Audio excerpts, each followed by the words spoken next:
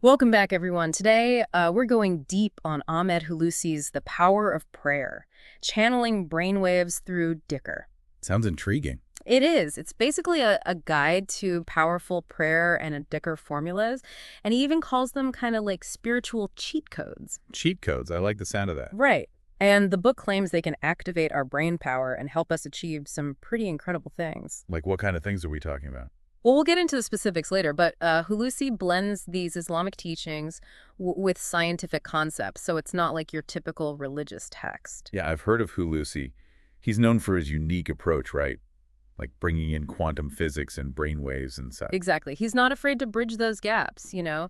And one of the things that really stood out to me is how he says that prayer isn't just about asking God for things, Oh, interesting. but it's actually like a technique for tapping into this divine power that exists within us. Within us. So, like, we already have it. That's what he's saying. And get this, the book is uncopyrighted and available for free online, so anyone can check it out. Wow, that's pretty amazing. Right. It speaks to Hulusi's intention of wanting to make this knowledge accessible to everyone. Yeah, that's really cool. Okay, so let's break this down, this whole divine power within us thing. Okay.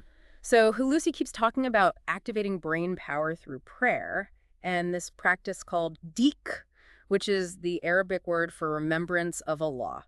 I'm familiar with dhikr, but it's more than just remembering in this context, right? Exactly. Hulusi takes it further. He's saying that dhikr actually increases brain capacity in the direction of whatever word or phrase you're repeating. So, like, if you're repeating something about willpower, that part of your brain gets stronger. Yeah, that's the basic idea. He even compares the brain to a computer program. Oh, I like that analogy. He says, just as a computer program responds to specific commands, so too does the human brain respond to specific words and phrases. So it's like we're programming our brains with these words and phrases.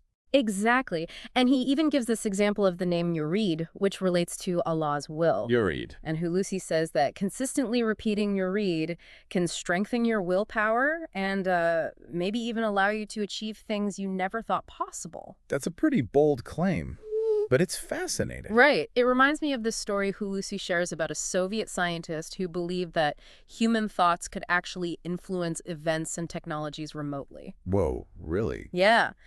And if our thoughts have that much power, imagine what focused prayer combined with dhikr could do. Yeah, that's mind-blowing. Right. It makes you think about the true potential of the human mind. Absolutely. And it makes you wonder what we're capable of achieving if we tap into that power. Exactly. And Hulusi digs deeper into this. He talks about the importance of intention and concentration in prayer and how our brains are actually channeling these energies. It's like our brains are the instruments and prayer and dhikr are the music. I like that. It's like we're composing our own reality with these practices. I like that. He even gets into the best times to pray. Oh, really? Like certain times of day are better than others? Yeah, he mentioned specific times like the 1st and 15th nights of Rajab, which is the 7th month in the Islamic lunar calendar, Okay. and the odd-numbered nights after the 20th of Ramadan, the month of fasting. Interesting. So there's like a cosmic significance to these times. That's what he seems to be suggesting, and this is where it gets even more interesting. Okay, and listen. He ties this to these magnetic and radial fields that surround humans and how those fields might be more potent during these specific times, creating a better environment for spiritual connection. So he's saying there's a scientific basis for these traditionally significant prayer times. Yeah, that's what he's suggesting. It's Right. pretty fascinating stuff, right? Definitely makes you think. Okay, so we've talked about boosting our brain power with dhikr and prayer, but is everything up to us? What about fate? Right. That's the big question, isn't it? Hulusi actually talks about fate, too. He highlights a hadith, which is a saying of the Prophet Muhammad that states, only prayer can change fate and only good deeds can extend one's life. That's powerful. It is. Now, he's not saying we can completely rewrite our destiny, but rather that our actions, including prayer, can influence the path we take and the outcomes we experience within that predetermined fate. So it's like we have free will, but within certain boundaries. Yeah, that's a good way to put it. We're not just puppets on strings, but we're not completely in control either. It's a fascinating balance, you know? It is, and it makes sense in a way. Right, and Hulusi uses this great story about Hadrat Omar, the second caliph of Islam, to illustrate this point. Omar was about to enter Damascus with his army when he learned about a plague outbreak there. Oh, wow. So he decides to retreat. And some people questioned his decision, Yeah, I can see why. but he responded by saying that he was simply moving away from one preordained event to another. Ah, so he was still fulfilling his destiny just in a different way. Exactly. It highlights how prayer can guide our decisions and maybe even help us avoid calamities, all within this framework of fate. That's really interesting. It is, right. It's like we have a certain degree of agency, but within a larger cosmic plan. I like that. It's not just random chaos, but there's a purpose behind it all. And it makes you think about the role of prayer in navigating that purpose. Absolutely. One thing that really jumped out at me while reading this was Hulusi's emphasis on reciting specific words and prayers in Arabic. Oh, yeah. Why is that? That's a good question, right? And Hulusi provides some pretty insightful answers. He believes that the original Arabic words have these specific frequencies and meanings that get lost in translation. So it's not just about the words themselves, but the energy they carry. Yeah, it's like connecting with the raw vibrational essence of the language itself, which he believes holds a unique power. So it's like a sonic code almost. Exactly. And Hulusi even recommends reciting the entire Quran in Arabic at least once in a lifetime. The whole Quran. Yeah, he believes doing so embeds a special energy into our spirit that will benefit us in the afterlife. Wow, that's quite a commitment. It is, but it shows how seriously he takes this idea of the Arabic language as a key to unlocking spiritual potential. It's definitely a unique perspective. Right. And it all ties back to this belief that the Quran, the central text of Islam, was revealed not just to be recited, but to be truly understood. So it's about more than just going through the motions. Exactly. It's about delving into the deeper meaning and allowing that meaning to transform us from the inside out. I can definitely appreciate that. So we've talked about prayer, Beak, and even touched on fate, but where do we go from here? Well, Hulusi goes even deeper into the Quran itself and how it can be understood as a form of dhikr.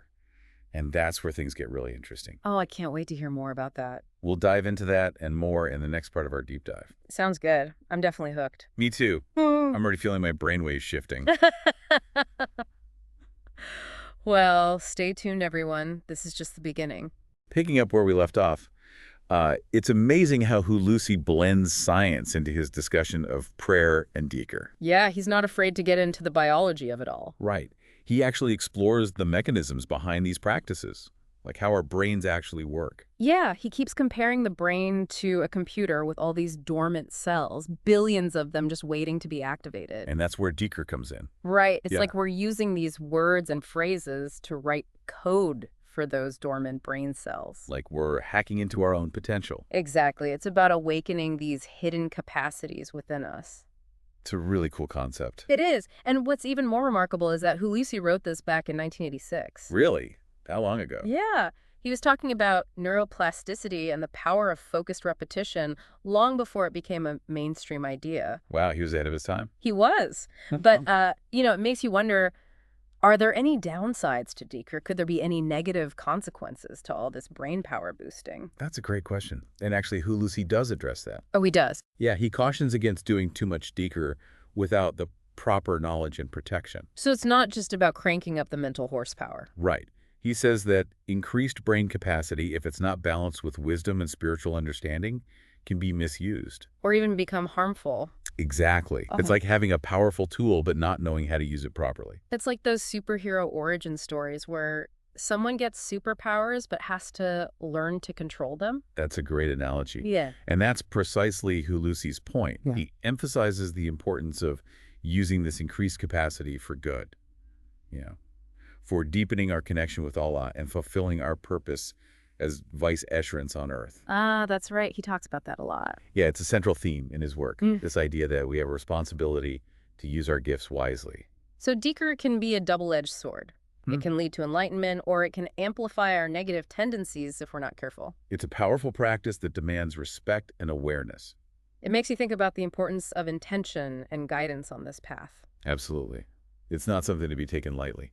You know, when I first heard about dhikr, I pictured people meditating in silence, like monks in a cave somewhere. Yeah, that's a common image. But does Hulusi actually say anything about the ideal environment for dhikr?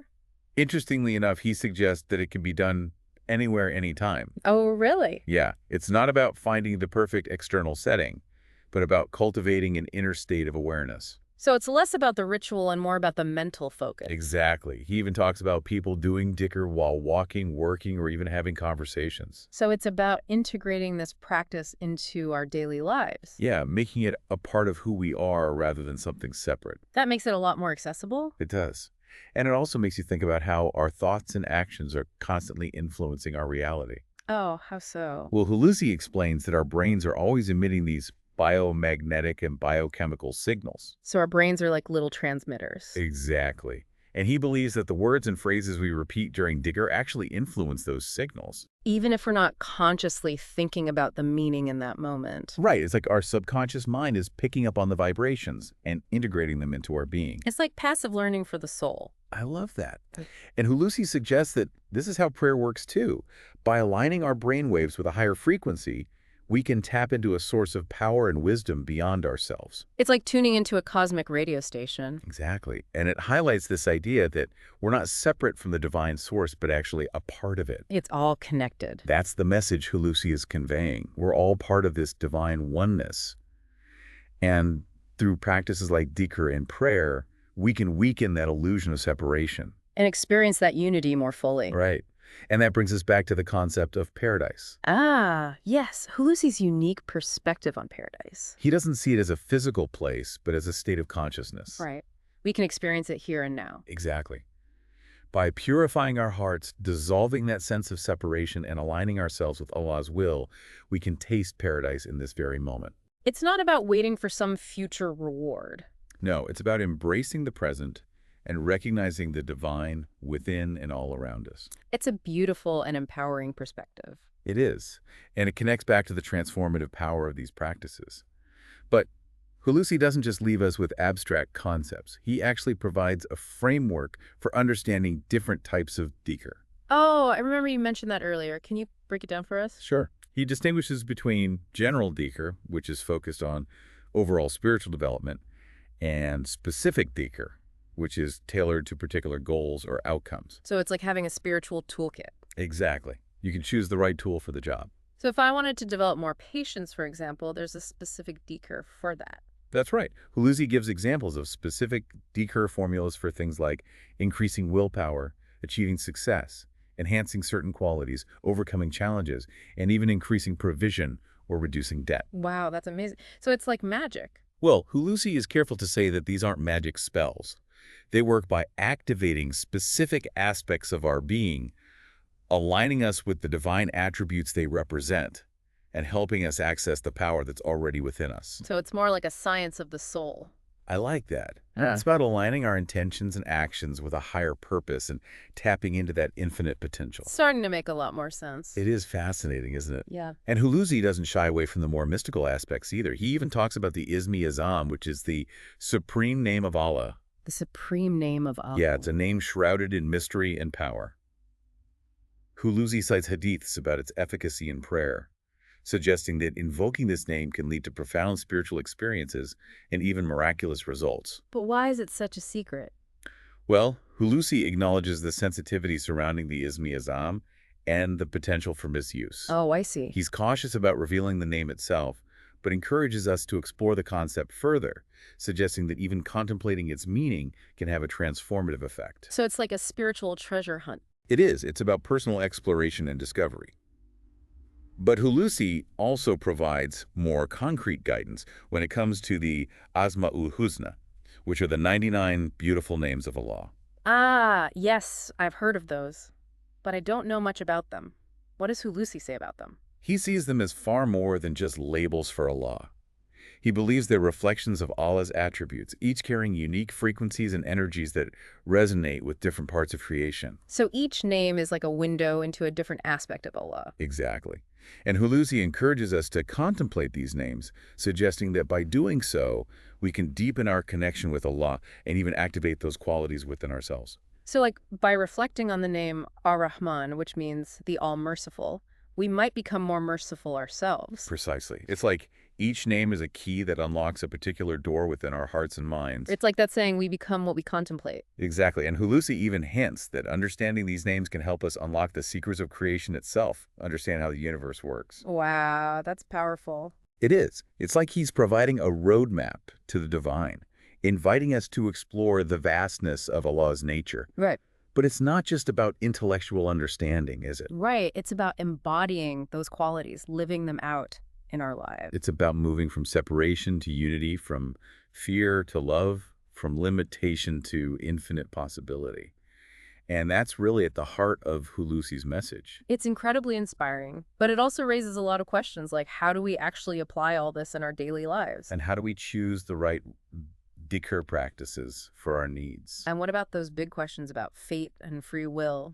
Those are all great questions, Mm, and we'll continue to explore them in the next part of our deep dive. sounds good. I'm ready to go even deeper.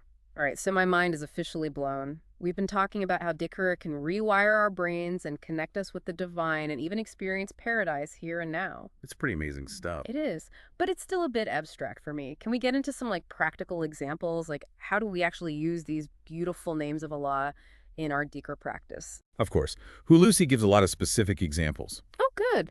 Like he suggests repeating the name Al-Fatah, which means the opener. The opener. Okay. Yeah, for new insights and breakthroughs. Yeah. So if you're feeling stuck, like you need a fresh perspective, calling upon this attribute of Allah might help clear the way. Interesting. So it's like asking for divine assistance in opening up possibilities. Exactly. And he also recommends Ya Basit, which means the expander, Expander, what's that for? for broadening our awareness and understanding. So if you're feeling limited in your thinking, or if you want to gain a deeper understanding of a situation, this could be helpful. So if I'm struggling with a complex issue, repeating Ya Basit could help me see the bigger picture. Yeah, that's the idea. And for those times when you're facing a challenge and you need support, Hulusi suggests Ya Latif, Ya Latif. which means the subtle, the kind. Mm. It evokes Allah's gentle and compassionate nature.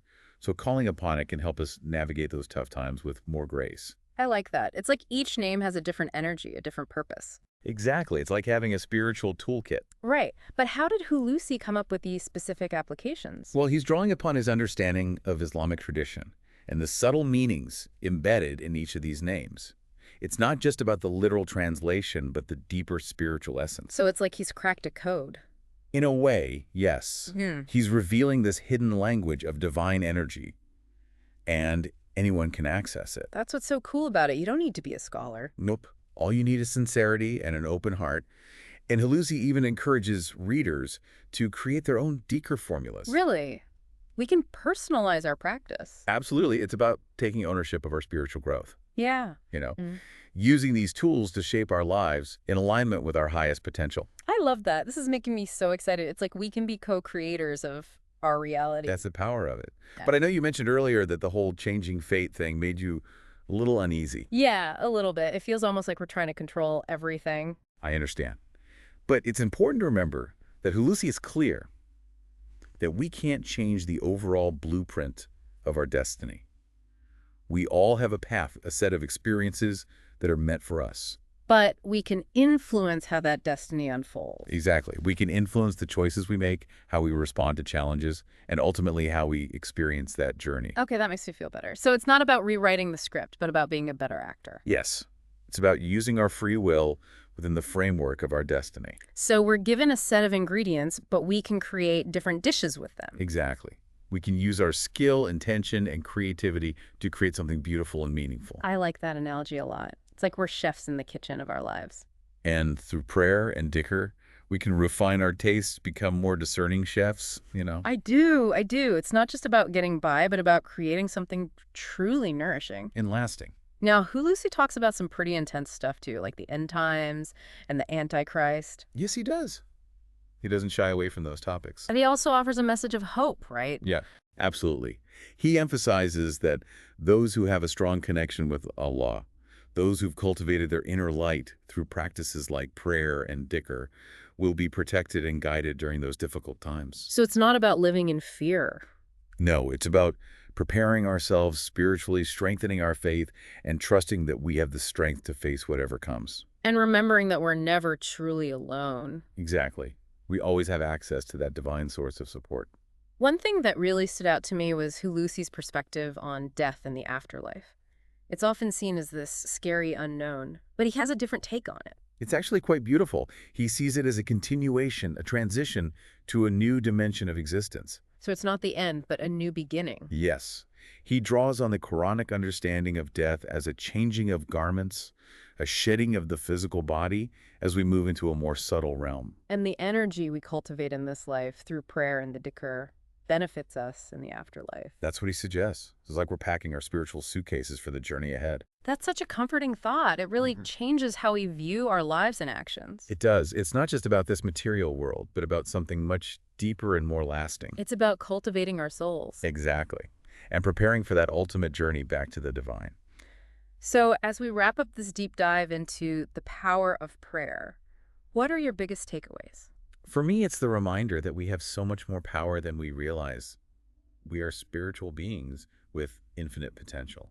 And through practices like prayer and dhikr, we can tap into that potential, shape our lives, and experience a taste of paradise here and now. It's a call to awaken to our true nature as beings created in the image of Allah. It's a journey of self-discovery, of transformation, and of reunion with the divine. And that's a journey worth taking. Absolutely. Hulusi's book is a treasure trove of wisdom and guidance. It's a deep dive into the mysteries of prayer and dhikr, and a guide to unlocking the power within each of us. It's been a pleasure exploring this with you. Likewise. And to everyone listening, thank you for joining us on this incredible journey. We hope this knowledge has been beneficial. And we hope it inspires you to continue exploring and deepening your own connection with the divine. Until next time, keep seeking, keep growing, and keep the conversation going.